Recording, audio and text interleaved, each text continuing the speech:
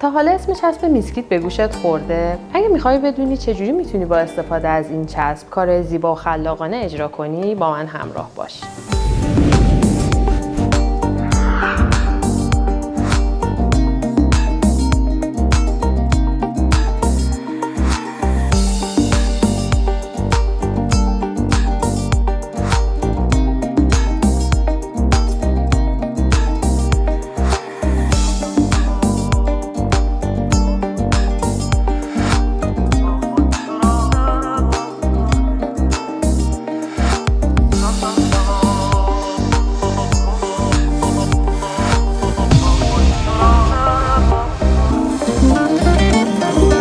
رفتن سوار کولی با خود تو را نبرده.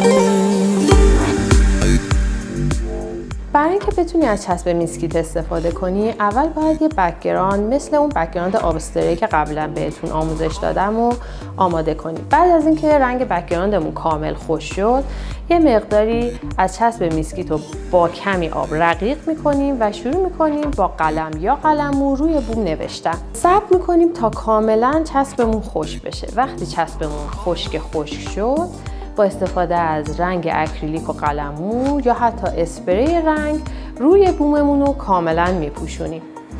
اونم میذاریم کامل خشک بشه و همونطور که دارید توی ویدیو میبینید چسب خشک شده رو از روی بوم جدا میکنیم و زمینه زیبامون پدیدار میشه. اگه شما هم تجربه در ارتباط با استفاده از چسب میسکیت داشتید، حتما برای ما توی کامنت بنویسید.